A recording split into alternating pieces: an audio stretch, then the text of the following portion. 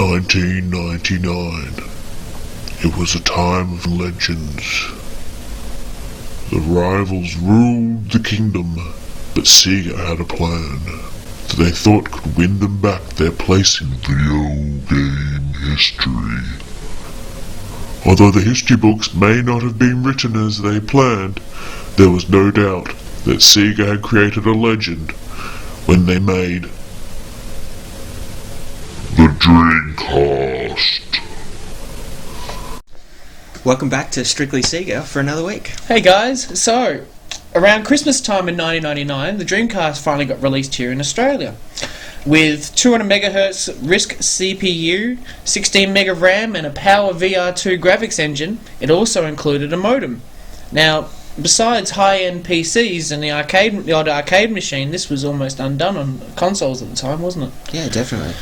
So with the release of Soul Calibur 4 this week, we decided to go back and have a look at what the Dreamcast did with this fantastic game, and where the whole series of Soul Calibur started. Sensational console and even more sensational game. Check it out, guys.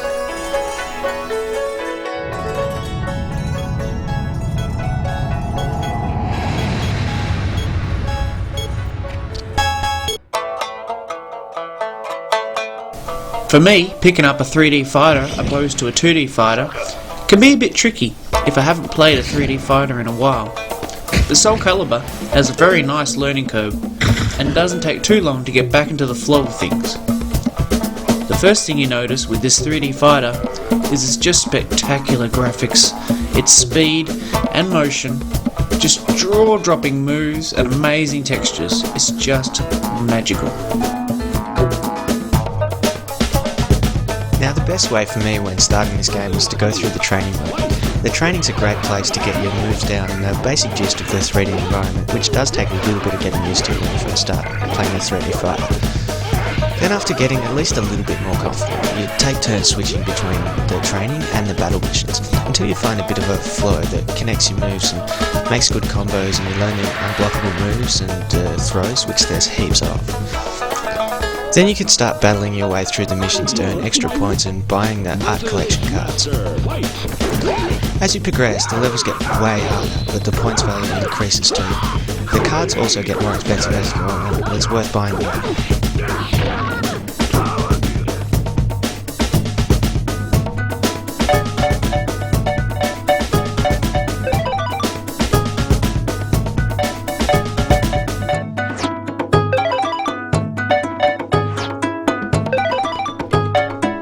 Upon unlocking the cards, they open other unlockables, like the museum that shows off the game's great graphics and character design, the speed and style of fighting they use.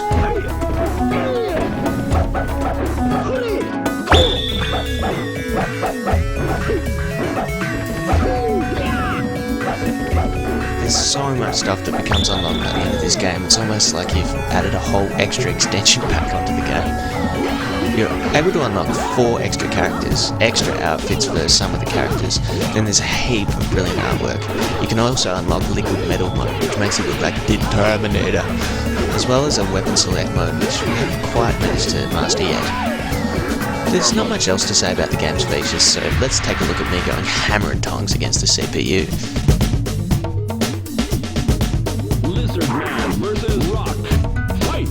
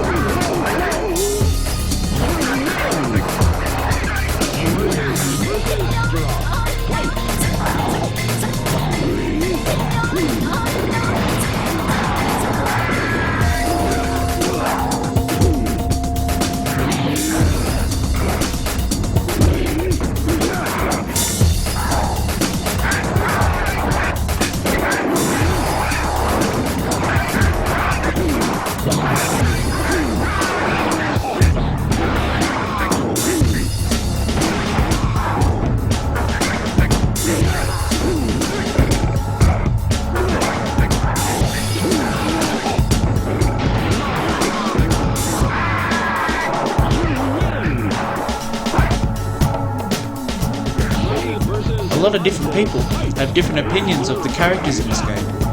I like to use Ivy and a whipping sword. Nick likes to use Lizard Man.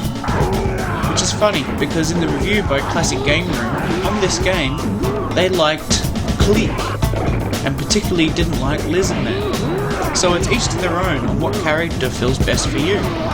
But it's best to find one that you like and learn it really well instead of just being average at a few different characters. But overall, the parry system, deep combo scheme, and easily executed juggles make this one of the deepest fighters ever brought out.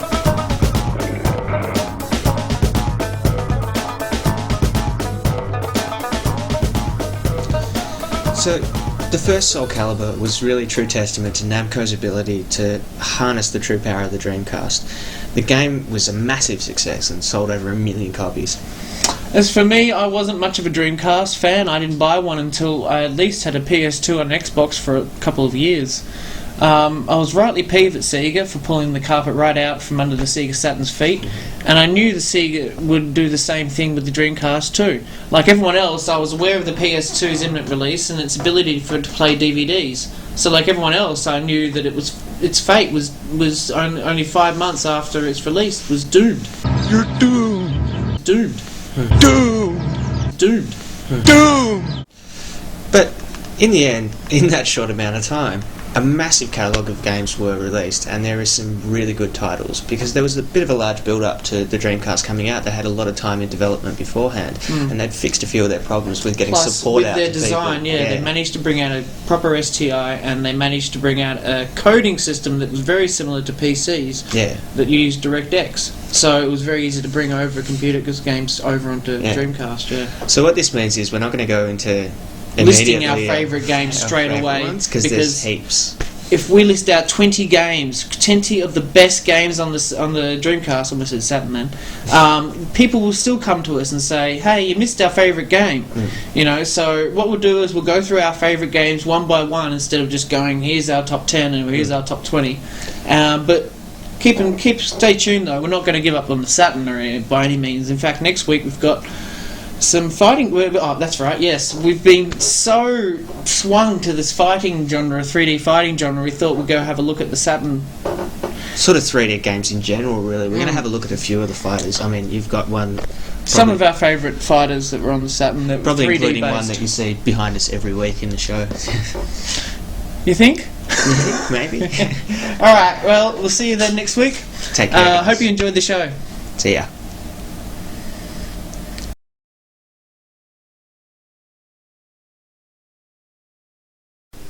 Witness my vinyl vengeance style.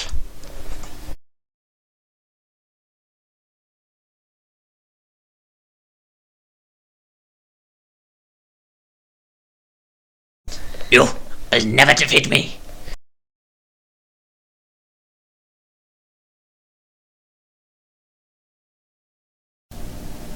Fear my VMU.